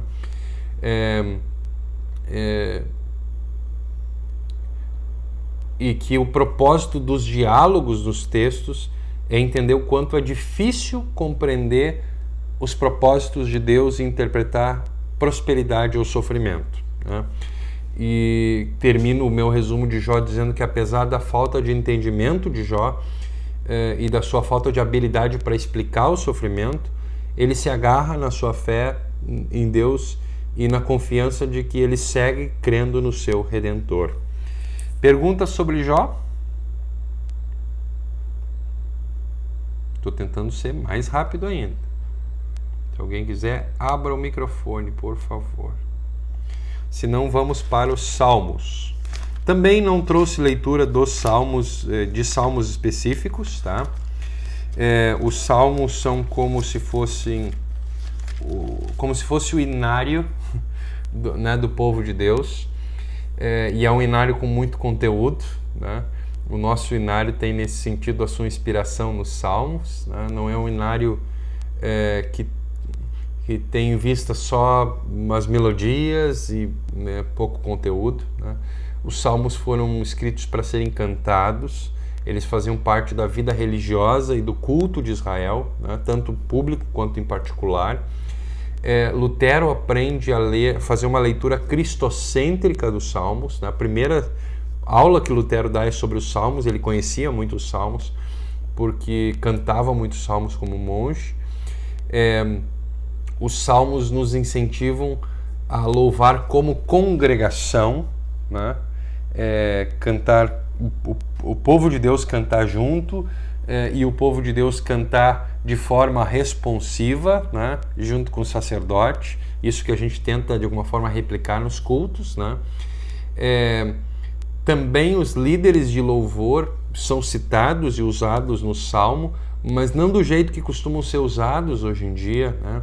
O papel dos líderes costumam ser cantar com o povo, cantar para o povo e cantar em nome do povo, né? Esses são os 3 papéis, né? Os salmos expressam um bocado de sentimentos humanos diante de situações específicas. Os salmos, na verdade, são coleções divididas em 5 livros diferentes. A gente pode ver, no início dos salmos, a gente vai ver ali, primeiro livro, Salmo 1 até o Salmo 41, né? São salmos mais pessoais. O segundo livro, do Salmo 42 até o Salmo 72, e o terceiro livro, do Salmo 73 até o Salmo 89, são salmos mais nacionais, relacionados ao templo. O quarto livro, do Salmo 90 até o Salmo 106, e o quinto livro, do Salmo 107 até o Salmo 150, são salmos usados mais para culto público, né? Uma curiosidade é que 73 salmos trazem o nome de Davi, alguns compilados por Davi, outros dedicados a Davi, outros escritos pelo próprio Davi. Eu quero trazer para vocês também uma citação de Lutero sobre os salmos.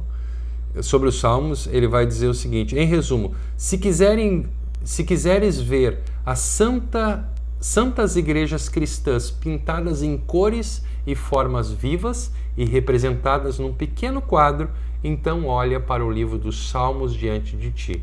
Nele tu tens um espelho fino, claro e puro, que te mostrará o que é a cristandade. Sim, dentro dele também tu irás encontrar a ti mesmo, e o verdadeiro conhece-te a ti mesmo, além do próprio Deus e todas as criaturas. Curiosa essa citação, não é, do Lutero a respeito dos salmos. Em muitos salmos a gente vê os temas ligados à justiça e à misericórdia de Deus, né? Eles dominam a teologia dos salmos. E eu gostaria de fazer um último destaque a respeito dos salmos imprecatórios que trazem o pedido da punição dos inimigos no Antigo Testamento.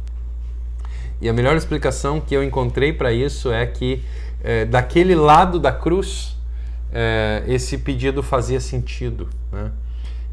Desse lado da cruz em que nós nos encontramos, nós nos unimos a Jesus e pedimos: Pai, perdoa-lhes, né? Porque eles não sabem o que fazem, né? Deus providencia a salvação dos nossos inimigos, né? Que eles deixem de ser os nossos inimigos. E assim chego ao fim do meu resumo dos Salmos, abrindo para perguntas.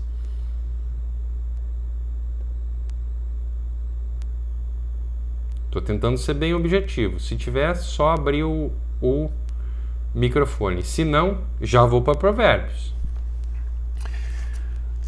Salomão é famoso pela sua sabedoria. Existe muita contestação a respeito da autoria, né, do livro de Provérbios. Salomão é autor dos Provérbios, é autor de todos os Provérbios. Provavelmente ele não é o único autor, né? O livro de Provérbios é uma coletânea que de alguma forma propõe e estabelece aquilo que é certo e errado por meio de contrastes, né? Ele tem como princípio-chave que o temor do Senhor é o princípio da sabedoria, né? E aí ele aplica esse princípio a cada área da vida, né? O rei Ezequias, que reinou 250 anos depois do Salomão, trabalhou na edição dos Salmos, né? E também a respeito disso eu quero trazer aqui uma nota de algo que eu li. Os provérbios afirmam, eles são generalizações. eles afirmam o que é geralmente e não invariavelmente verdadeiro. Os autores dos Salmos não negam que há exceção, mas essas exceções estão incluídas, essas exceções não estão incluídas nos dizeres dos provérbios. Interessante isso, porque volta e meia a gente vai ler um provérbio e a gente vai dizer, não, mas isso aqui não é verdade, neste caso específico. Então, é importante que a gente leve isso em conta quando lê, não é, os salmos, né, os provérbios, mas que os provérbios possam nos levar a ponderar e a agir. Né? A insensatez é um tema nos salmos, né? Lutero diz que os provérbios, quer dizer, é um livro sobre boas obras, né? Sobre o primeiro uso da lei, e não está falando sobre obras meritórias. Né? Se a gente vai ver, por exemplo, essa questão das generalizações dos provérbios e de casos específicos, né? Quando a gente pensa, por exemplo, ensina a criança no caminho que deve andar, o que o provérbio está dizendo é que, de modo geral, crianças bem educadas vão viver bem, né? Mas há exceções. Né? Deus nos ensina por meio de provérbios que a gente não vai enfrentar a vida sozinhos ou sem um bom conselho. Né? E ao enfrentar os dilemas práticos da vida, Deus promete guiar os nossos passos para que nós escolhamos de forma sábia. Eu vou pular direto para Eclesiastes e depois para Cântico dos Cânticos. Se tiver alguma pergunta, vocês me parem com áudio, tá? Tem também o questionamento no livro de Eclesiastes a respeito da autoria, né, de Salomão, ou talvez o livro de Eclesiastes seria escrito por um admirador do Salomão. Né? De qualquer forma, o livro traz uma análise da vida e a conclusão de que sem Deus, ou no termo que é usado aqui em Eclesiastes, debaixo do sol, né, a vida não faz sentido, a vida é vazia. Né? O sucesso não tem nenhum significado real e pode ser, na verdade, uma armadilha. Né? O livro de Eclesiastes traz consigo a ideia de um caráter cíclico dos processos no mundo que voltam a se repetir de novo e de novo. Nos aconselha a ser realistas, mas a não nos desesperar nessa nossa postura realista. Deus pode injetar alegria em cada aspecto da nossa vida, também isso o livro de Eclesiastes nos conta.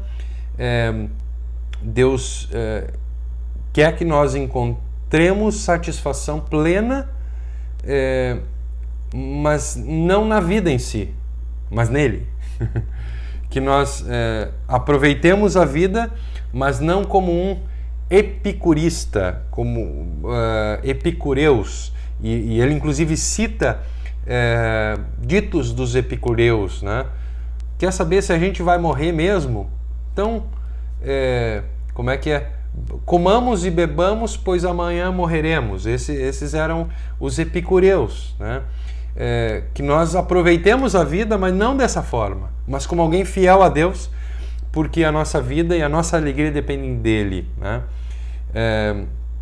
E o livro também nos conta que uma existência fútil não é inevitável. Né? Não deixe para amar a Deus quando for velho. Faça isso desde jovem, faça isso quanto antes. Tá? E assim eu termino o meu resumo de Eclesiastes. De novo, se vocês quiserem parar, me parem, senão eu vou adiante, porque eu tenho apenas alguns minutinhos para Cânticos dos Cânticos. Tá? E esse livro é belíssimo. Tá? Uma série de poemas de amor entre um homem e uma mulher. Tá? Uma obra de arte.